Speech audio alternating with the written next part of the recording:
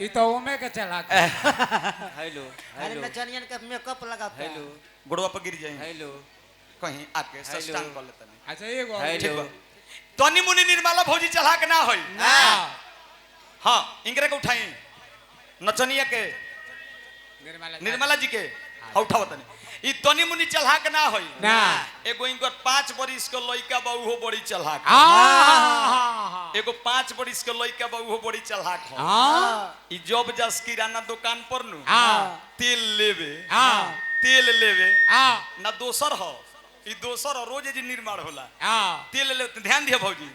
ई जास तेल लेवे तो एगो सीसी ले ले आ सीसिया में तेलवा तेली से दुकानदारवा से कहस के में तेल दो दे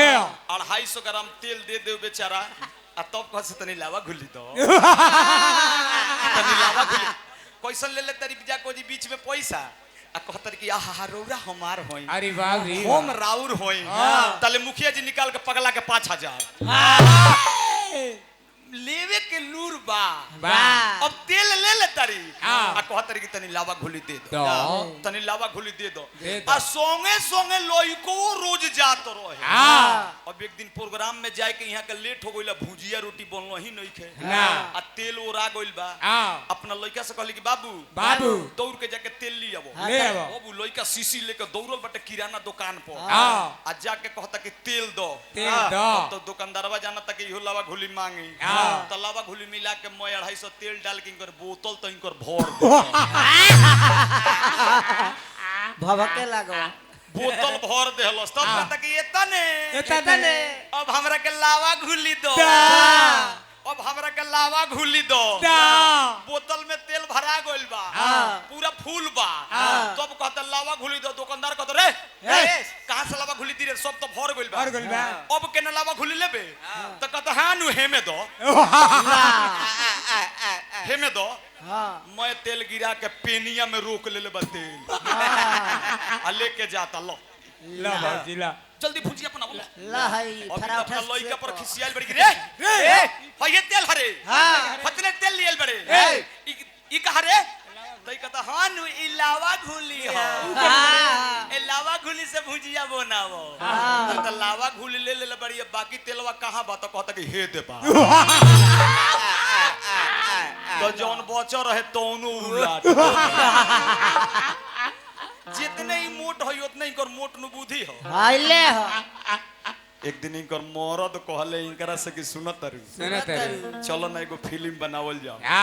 तो कहली कि फिल्म हम हीरो बनी का कहली कि हां ना तू हीरोइन रहियो हम हीरो बनी तो कहली कि करे के का बा तो कहली कि बात पागल बात कुछ ना खारवा के लगावा जो नहरवा मानू उन नहरवा तोर जोई हो अपनिया में ढूक जोई हो तो कहली कि ओकरा बात तो ओही में ढूक रही हो तो कहतर के ओमे ढूकल रहन त का हो अरे तू ओही में ढूकल रहियो खाली तो कहतरी मार मुंह मारो के